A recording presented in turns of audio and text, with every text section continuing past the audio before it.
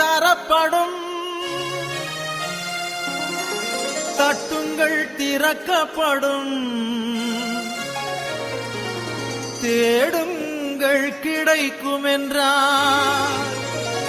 இயேசு தேடுங்கள் கிடைக்கும் என்றார். தேடுங்கள் தரப்படும், தட்டுங்கள் திறக்கப்படும், தேடுங்கள் கிடைக்கும் என்றார். இயேசு தேடுங்கள் கிடைக்கும் என்றார். தேடுங்கள் தரப்படும், தட்டுங்கள் திறக்கப்படும், தேடுங்கள் கிடைக்கும் என்றார்.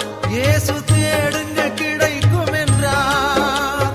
பெத்லகேம் நகரில் மாட்டுத் தொழுவம் அதில் பிறந்தார் பரமபிதா.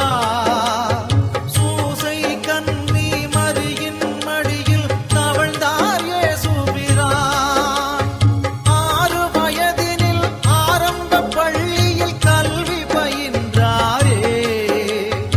ஆகமங்கள் 56 ஐயம் தீர உணர்ந்தார். இயற்கை உலகமே தூய்மையானதென இயேசு நினைத்தாரே. எல்லா உயிர்களும் தன்னுயிரெனவே பேசி மகிழ்ந்தாரே. கேளுங்கள் தரப்படும், தட்டுங்கள் திறக்கப்படும், தேடுங்கள் கிடைக்கும் என்றார். இயேசு தேடுங்கள் கிடைக்கும் என்றார்.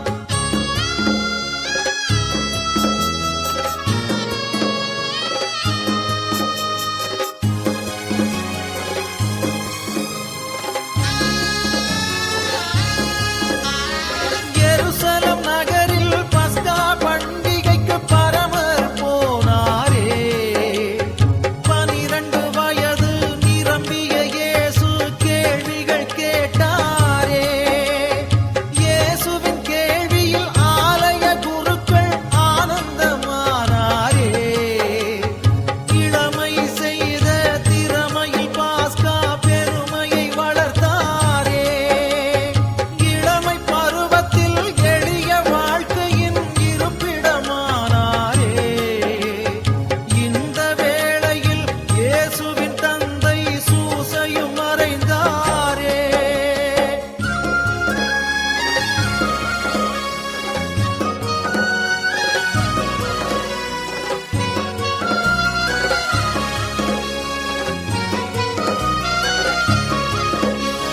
தந்தையார் செய்த தச்சு தொழிலையே தனயனும் செய்தாரே.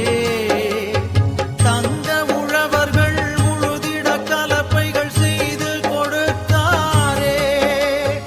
தங்க உழவர்கள் உழுதிட கலப்பைகள் செய்து கொடுத்தாரே. கேளுங்கள் தரப்படும், தட்டுங்கள் திறக்கப்படும், தேடுங்கள் கிடைக்கும் என்றார். இயேசு தேடுங்கள் கிடைக்கும் என்றார். நிலங்களை உழுவது போல் உள்ளத்தை உழுங்கள் என்று உலகப்பிதா சொன்ன போது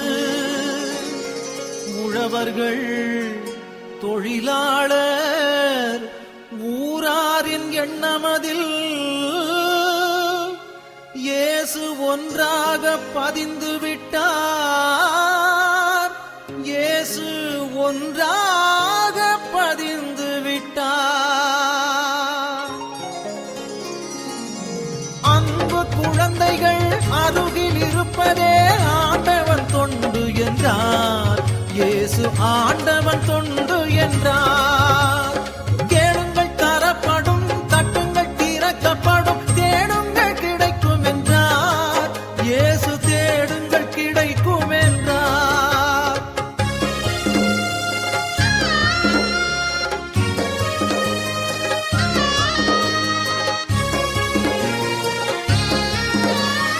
முப்பதாம் வயதில் யோர்தான் ஆற்றங்கரையினில் சென்றாரே. யோவான் என்ற ஞானி நண்பால் நோன்புகளேற்றாரே. ஞான ஸ்நானமும் பெற்றாரே. துன்பத்தை அகற்றி இன்பமாய் வாழ வழிபல சொன்னாரே. இயேசு நண்பனாம் யூதாஸ் நன்றியை மறந்து காட்டிக் கொடுத்தார்.